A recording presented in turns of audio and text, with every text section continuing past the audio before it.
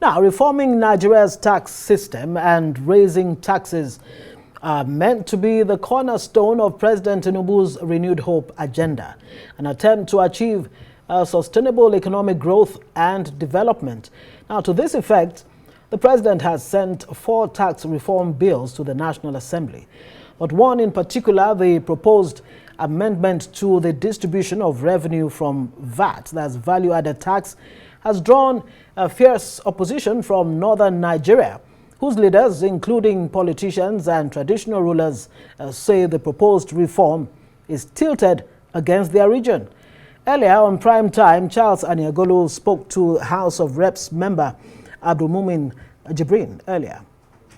The point that became controversial, it's the issue of derivation. Yeah. Now, you look the at distribution the of historical VAT revenue, pattern. basically. Let me tell you this. For years in the National Assembly, I was a former chairman finance. I've always been against the previous system where consumption is being done at destination and the proceeds is being recorded at the headquarters, registered headquarters of the company that has a product or whatsoever. Now, that system, we were against it. And even a lot of northerners were against that particular system because we felt it is unfair. Now you have a situation where a reform has come. Before that, Rivers State went to court and they've gotten judgment. They went to High Court, Federal High Court got judgment, went to Appeal Court, got a judgment that VAT should be administered by state. Now, if the federal government decide to implement or they go to Supreme Court and they get judgment again, it is going to be catastrophic for a lot of states in Nigeria. So what the tax reform has done now is to base it on consumption. Now, having based it on consumption, what became controversial was that clause of saying 60% of what is raised based on consumption should be based on derivation. That means it's going to go back to where it is generated. Now, what I keep telling people is that it is negotiable because the issue has become very serious issue. And if you look at the history of this country, once you have that kind of issue at the national level, you must sit and discuss. You must sit and negotiate. You must sit and dialogue. Abdulmumin Jibrin on Prime Time earlier. Now, the Northern Elders Forum's Board of Trustees and stakeholders of the Northern region have met to discuss critical national issues affecting the nation. Although the details of the meeting were not made available to the media, the discussion took longer hours than it was initially scheduled. It's believed that issues ranging from insecurity, restructuring, constitutional review, state police, and probable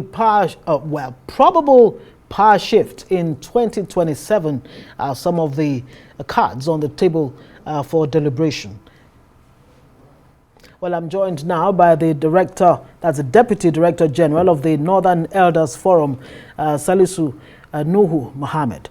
Thank you for joining us on Newsnight. Good to have you. Thank you very much. It's my pleasure to be here. Yes. Well, you've just come out of this extended meeting, longer than scheduled meeting, where you discussed ostensibly quite a number of important national issues. Yes. Just like, I stated in the intro there. Correct. The details are not out yet. Yes. Would you be kind enough to, help us understand what went on at that meeting? What are the key issues that were laid on the table? Well, thank you very much. The BOT of Northern Elders Forum met today. Right. This meeting of the BOT was also preceded by the meeting of the Management Directorate that held, on Monday. And also on Tuesday, the Directorate met with the convener. Of course, our illustrious Professor Emeritus, Ango Abdullahi, who is the convener of the Northern Elders Forum. Yes. This morning, the BOT, commenced its meeting on schedule, and the meeting deliberated on a number of issues. Of course, members that came in included new members, that joined the board. Right. And they joined the board because over the years there has been attrition. This is an organization of elders. So we had suffered certain attrition in which some of our fallen heroes, we lost them illustriously. And then we are now forced to, do a renewal, of the membership through, new hands that are joining. It is a necessity. Exactly. Right. It's part of social, reality. Now, today's meeting deliberated on key aspects, of issues that are very much open, to the Nigerian public, relating, to the problems associated with the very serious issue of insecurity in the region, right. Which is now a national issue, and it's an open book. But in particular, the BOT also X-ray, the economic, situation of the country. But in particular, we detailed examination of the economic, condition, of northern Nigeria, with the area of, industrialization, how, very many industries, have gone under, the critical situation of power. You recall that some few weeks back, the entire region, suffered a serious because of the collapse of the grid. Yeah. Those issues, and their consequences were really, examined. We also proceeded to look at the situation with regards to the education sector and look at the alarming condition relating to the reality on the ground with regards to poor enrollment, with the number of children out of school. That are now the number.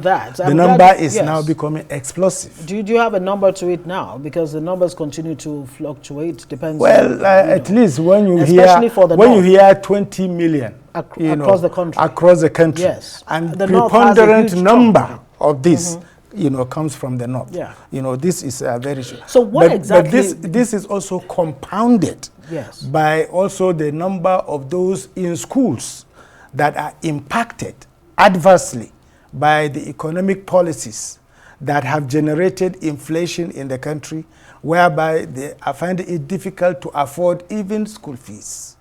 Not only that they are not able to pay for school fees in the tertiary, institutions, but they also are finding it difficult to even attend schools on a daily basis because of the cost of transportation. And we were informed that over 60% are already, out of schooling system at that, level of universities, colleges of education, and all. This is 60%. Very 60% at the tertiary level. Yes, that's from the record, that really was put in place there, and this is really, really a cause for concern. I am not even going into the health sector and other sectors. Yes, exactly. Indeed, and the key serious issues affecting the north you have pointed out: insecurity and this problem of out-of-school children. Correct. It's even more troubling to hear that at the tertiary level, 60% have dropped out of school. Yes. What exactly are northern leaders doing beyond pointing out these challenges?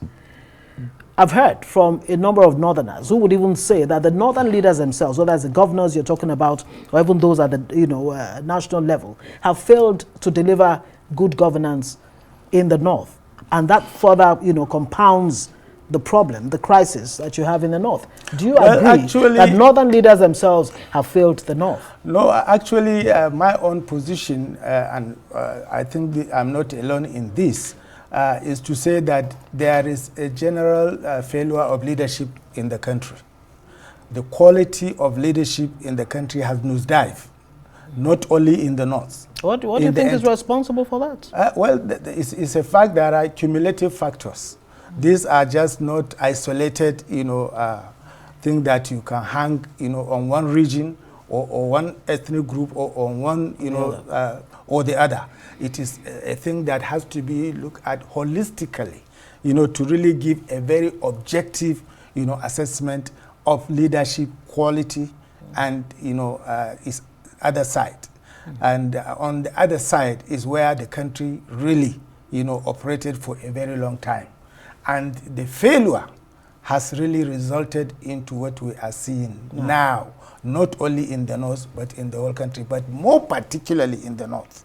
And what the Board of Trustees deliberated on is to really concentrate on providing solutions to some of these problems. And we are going to partner, with all, actors, social and political, that will really be very, very constructive in this partnership, so that we will shape the direction of this solution by lifting, the needed energy that will create sustainable, kind of, answer. Now, very quickly, I'll still come to that if we have enough time in terms of the recommendations or solutions or way forward. The North has pushed back on the issue of tax bills. The president has said there's no going back on it because it's not necessarily tilted against any part of the country, but it's for the overall good of the nation. Is it a symptom of the fact that maybe the North is losing confidence in this government, in the government of President Bola Tinubu? Well, it's actually, it's not really the way things are being looked at. We are looking at the tax reform from the very, aspect of the way it really affects, the North fundamentally. And people should understand that we are running a democratic system. And in a democratic system, you look at things in a manner that, win-win situation is always the best, in the circumstance. People should not forget that this government largely, and perhaps, indisputably came to office with the predominant support of Northern Nigeria. So North is not kicking against this government. North is kicking against a particular policy that it has thoroughly studied and has seen that is going to really adversely affect its interest. In what specific ways, really? Well, if you look at the way it is designed, it is skewed, in terms of, driving optimal benefit, to a section of the country where, consumers, that are generators of this revenue are actually going to be, at the end of the stick, receiving the end of the stick. And that is the aspect that people had pointed to, not the entire, reform, but on particularly on that one. And the president, will be doing a lot of, wrong, taking wrong steps to really ignore this very, very germane, patriotic observation that is done in the context of the larger interests of Nigeria. Has your position been formally, brought before the president, or it's just out well, there? This, I'm very sure, this was discussed and deliberated by the 19 northern governors, and I'm very sure they are engaging the Mr. President, and he's a listening president. We are optimistic that he will listen to our cries. Salisu Mohammed, Deputy Director General, Northern Elders Forum, thank you very much for joining us on welcome. Newsnight. Thank you very much. And when you do have solutions, please come back and let us know what the solutions are.